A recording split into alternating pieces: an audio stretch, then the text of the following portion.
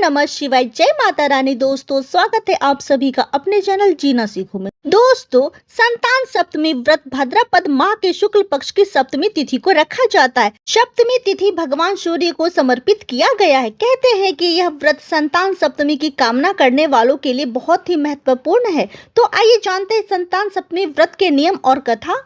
दोस्तों इस साल 2023 में संतान सप्तमी का व्रत 22 सितंबर 2023 दिन शुक्रवार को रखा जाएगा।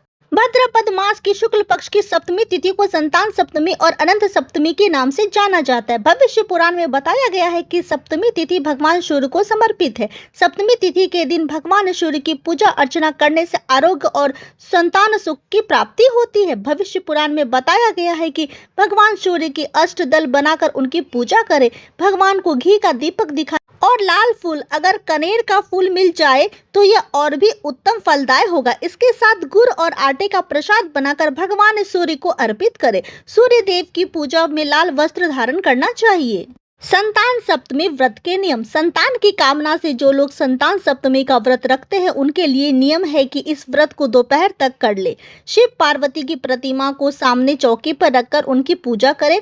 पूजा में नारियल, सुपारी और धूप दीप अर्पित करें। माताएं संतान की लंबी आयु और उनकी रक्षा के लिए कामना करते हुए भगवान शिव को कलावा लपेटे। कलावा को बाद में संतान की कलाई में लपेट दें। संतान सप्तमी व्रत कथा। संतान सप्तमी व्रत संतान सुख प्रदान करने वाला व्रत है। इस व्रत में संतान को आरोग्य और दीर्घ आयु की प्राप्ति होती है।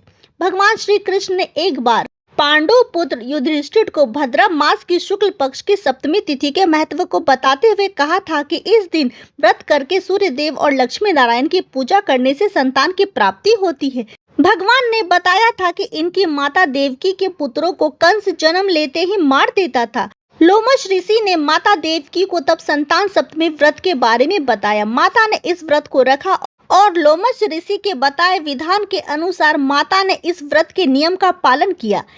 इससे मेरा जन्म हुआ और मैंने कंस के अत्याचार से धरती को मुक्ति दिलाई। संतान सप्तमी व्रत कथा में राजा नहुष की पत्नी की भी कथा प्रसिद्ध है। एक समय अयोध्या में बड़े प्रतापी नहुष नाम के राजा राज किया करते थे। राजा की पत्नी का नाम चंद्रमुखी था, जिनकी एक प्रिय सहेली थी रूपमती। एक बार रानी चंद्रमुखी अपनी सहेली के साथ सरयू तट पर स्नान करने गई तो वहां उन्होंने देखा कि बहुत सी महिलाएं संतान सप्तमी व्रत का पूजन कर रही थी। रानी अपनी सहेली के साथ वहां बैठकर संतान सप्तमी व्रत पूजन देखने लगी।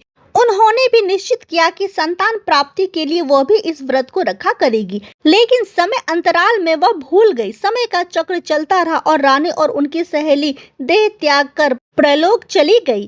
फिर इनका पशु समेत अनेक योनियों में जन्म हुआ और फिर उन्होंने अपना कर्म फल से मनुष्य शरीर प्राप्त किया। रानी चंद्रमुखी ईश्वरी नामक राजकन्या हुई और उनकी सहेली रूपमती ब्राह्मण की कन्या हुई। इस जन्म में रूपमती को अपने पूर्व जन्म की सभी बातें याद आई।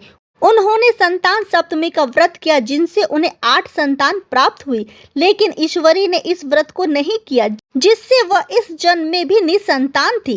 रूपमती के पुत्रों को देखकर ईश्वरी को जलन होती थी और उन्होंने कई बार उन्हें मारने का प्रयास किया, लेकिन वह असफल रही। बाद में उसने अपनी गलती मान ली और रूपमती से क्षमा मांगी। रूपमती ने ईश्वरी को क्षमा कर दिया और संतान सप्तमी व्रत करने के लिए कहा। इस व्रत से ईश्वरी को भी संतान सुख की प्राप्ति हुई। दोस्तों जानकारी पसंद आई हो तो वीडियो को लाइक शेयर करें, चैनल को सब्सक्राइब करें, क्योंकि हम आपके लिए आगे भी ऐसी ही ढेर सारी महत्वपूर्ण जानकारियां लाते रहेंगे। ओम नमः शिवाय। जय माता रानी। दोस्तों।